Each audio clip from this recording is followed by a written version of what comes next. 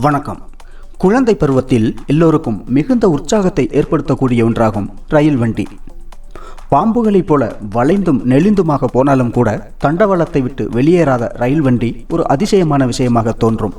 அதன் காரணமாக முதலாவது ரயில் வண்டியின் கதையை நம்மில் பலரும் ஆர்வத்தோடு படித்திருப்போம். செப்டம்பர் 27, 1825 லண்டனின் டார்லிங்டனிலிருந்து கலிபோர்னியாவின் ஸ்டாக்டவுன் வரை சென்றது முதலாவது ரயில் வண்டி. 38 கோச்சுகள் இருந்த முதலாவது ரயில் வண்டியில் 600 பயணிகள் பயணம் செய்துள்ளார்கள். வளர்ந்த பின்னர் ரயில் வண்டிகளின் மேலிருந்த ஆர்வம் ஒருவேளை குறைந்திருக்கலாம். ஆனாலும் இன்று இந்தியாவில் மிகவும் அதிகம் பேர் பயணம் செய்வது ரயில் வண்டிகளில்தான். ஒரு ரயில் பயணத்தின் இடையில் அதில் பயணம் செய்பவர்கள் என்னவெல்லாம் பார்க்கிறோம், என்னவெல்லாம் கேட்கிறோம், என்னவெல்லாம் கவனிக்கிறோம். ஆனால் ரயில் வண்டியில் எழுப்பக்கூடிய ஹார்ன் சப்தத்தை கவனித்துள்ளோமா எப்போதாவது?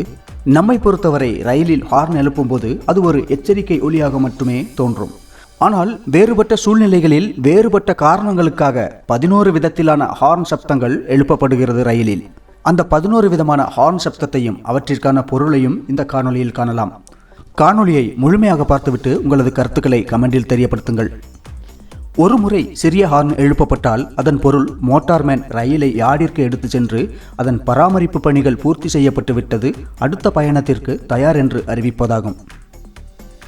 லோகோ பைலட் 2 முறை சிறிய ஹார்ன் சப்தத்தை எழுப்பினால் அதன் பொருள் ரயில் புறப்பட தயாராகிவிட்டது, மற்ற எல்லா விஷயங்களும் சரியாக இருக்கும் பட்சத்தில் ரயில்வே சிக்னலை கேட்குமாறு காவலருக்கு சமிக்ஞை செய்கிறார்.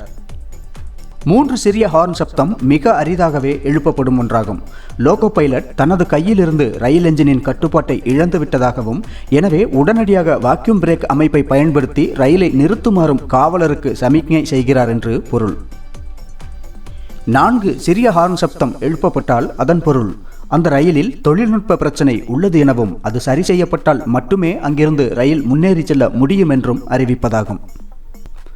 5வதாக ஒரு நீண்ட ஹார்னும் அதன்பின் ஒரு சிறிய ஹார்னும் எழுப்பப்பட்டால் அதன் பொருள் ரயிலின் என்ஜினை துவக்குவதற்கு முன்பு பிரேக் பைப் அமைப்பை இணைக்குமாறு காவலரிடம் லோகோ பைலட் சமிக்ஞை செய்கிறார் என்பதாகும்.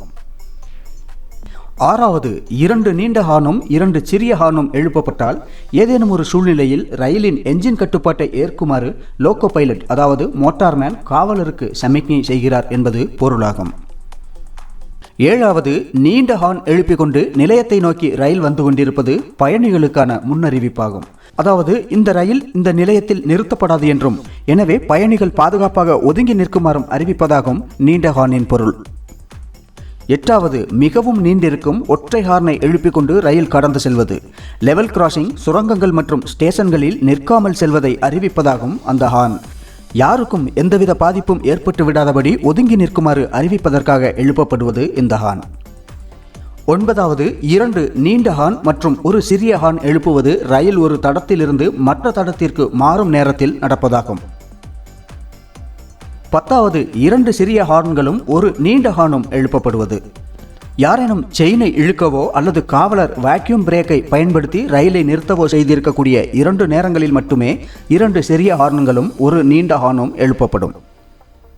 11வது 6 சிறிய ஹார்ன்கள். ரயிலானது விபத்திற்கு அல்லது தாக்குதலுக்கு உள்ளாகக்கூடிய அவசரமான நேரங்களில் இதுபோல 6 சிறிய ஹார்ன்கள் எழுப்பப்படும். இதுபோன்ற 11 விதமான ஹார்ன் சப்தங்களை ரயில் பயணத்தின் போது அல்லது ரயிலை பார்க்கும் போதே கேட்க முடியும். இனி அதுபோன்ற சந்தர்ப்பங்களில் ரயில் ஹார்ன்களை கேட்கும்போது சாதாரண ஹார்னாக நினைக்காமல் அதன் பொருளையும் விஷயத்தையும் புரிந்து கொள்ளுங்கள். இந்த காணொலி உங்களுக்கு பிடித்திருந்தால் லைக் மற்றும் ஷேர் செய்திடுங்கள். உங்களது கருத்துக்களை கமெண்ட் பாக்ஸில் தெரியப்படுத்துங்கள். மேலும் இதுபோன்ற காணொலிகளுக்கு இணைந்திருங்கள் HF தமிழோடு.